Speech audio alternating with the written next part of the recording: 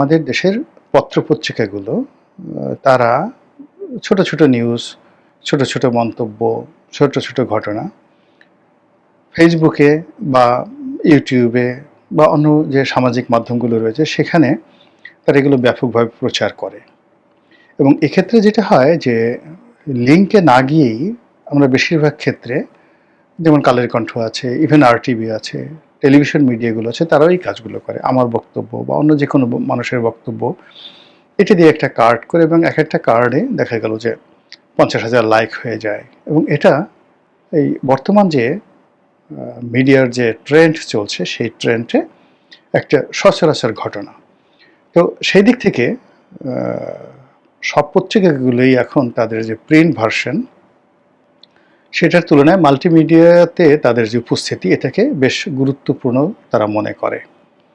আর দর্শকরাও এই পত্রিকার যে ফটো কার্ড এগুলো দেখলেই বিশ্বাস করে ফেলে। আর এই সুযোগকে কেন্দ্র করে একটি প্রতারক চক্র গড়ে উঠেছে। তারা এরকম নকল ইত্তেফাক, নকল কালের কণ্ঠ, নকল প্রথম আলো, নকল বাংলাদেশ প্রতিদিন এরকম দিয়ে একটা নিউজ তারা এভাবে ছেড়ে দেয়।